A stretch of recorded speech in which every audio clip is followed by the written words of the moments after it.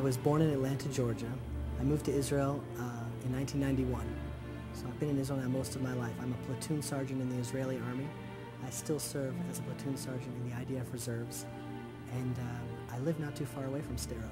I live in a little town outside of Jerusalem called Neve Daniel. Sderot is east of the Gaza Strip, maybe 5-6 miles out of the way.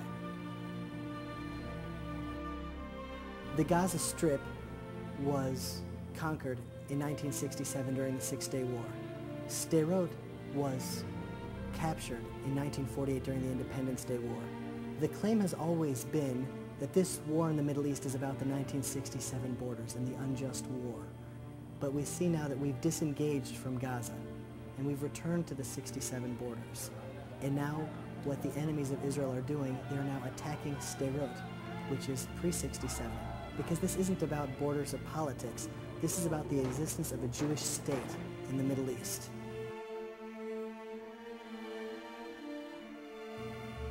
What place in Israel is the safest? Probably northern Tel Aviv is considered very safe. Sderot is considered extremely unsafe.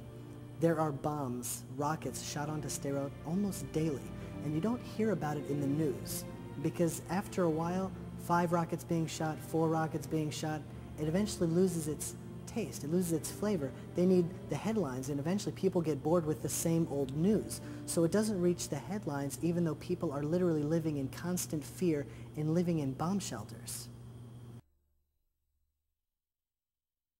When the air raid sirens go off, people have minutes. And what's happening now is they're literally setting up bomb shelters in public parks, next to grocery stores. They're setting up public bomb shelters because when the sirens go off, you have sometimes a matter of seconds to get cover before being killed.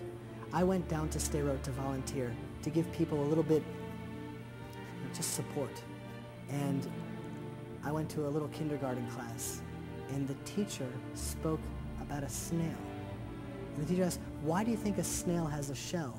And one of the little children there said, "To hide from the Qassam rockets." And at first I giggled a little bit, but then I thought that is the existence that that child is growing up in, where she's living in a constant fear of being bombed.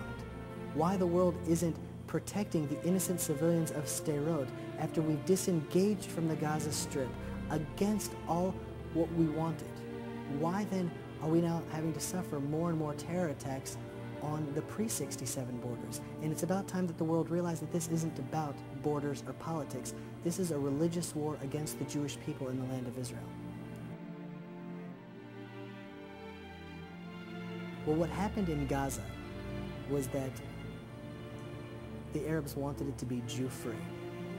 They don't mind living in Jerusalem and in Tel Aviv and in Yaffo, but if we are to disengage from Gaza, not only did all of the Jews need to be expelled, they needed to dig up the Jewish graveyards to make sure that it was really Jew-free. And so why is it important that they're attacking Sderot? Because this wasn't about Gaza. It never was. Now they're just on to their next conquest. In fact, when Yasser Arafat signed the Oslo Accords, the very next day he went on to Jordanian television and said, "I want all of my Jordanian people, my Palestinian people, to know that the Oslo Accords are just a reference to the 1974 Declaration of the Palestinian National Council decision, that they will receive as much land as they can through territory and use that land to then annihilate the rest of the Jews in the land of Israel." And we see now that we've disengaged, that is coming to pass. And they're now using it as a base of terror to now terrorize the rest of Israel. The media calls the Qassam rockets homemade. I would like the media to meet the hundreds of orphaned children, the hundreds of widowed wives that have now suffered from these homemade bombs that don't do much because they've killed hundreds of innocent civilians. They're destructive like any other bomb. And there are now more missiles, guns, artillery, bullets in the Gaza Strip than ever in the history of Israel. We've disengaged from Gaza and they're now preparing the next war. People always like to divide and say, oh, this is the Hamas, and this is the Fatah, and this is the PLO, and this is in Gaza, and this is in Judea and Samaria. And the truth is, there is no divide. This is the same war in Gaza, Judea, Samaria, Bosnia, Lebanon, Syria, Iraq, Pakistan, Chechnya. It's all the same war. It's militant Islam that is trying to take over the entire world. When you look at the Hezbollah flag, it's a hand holding a rifle with the entire world behind it, because they want to bring Islam to the entire world. They want to submit all of us under their rule. So there is no divide between the Fatah and the Hamas. There's no divide amongst all of these militant Muslims. They want to bring it to the world. Because they're Jew haters. I don't know. Why does the international community turn a blind eye? The reason why the international community turns a blind eye to the people of Sderot is because now they're faced with their worst nightmare. We've disengaged from Gaza. They've now brought democracy to Gaza, and the Palestinian people democratically elected the Hamas government, a terrorist organization. So they have now all voted to destroy the Jewish people in the land of Israel. And now that they see that rockets are now falling on Sderot, just as the Jews in Israel said it would, their worst nightmare has come true. So instead of dealing with the problem, they're ignoring it.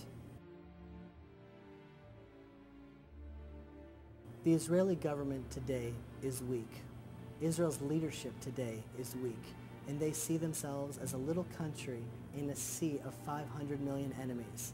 And so they're always looking to America, to the United Nations for their support. And when they feel the pressure of the nation saying to restrain, to withhold, to hold back, to not attack, to not defend, then they crumble under that international pressure. And they've left now the people of Sderot living in terror for more than a year.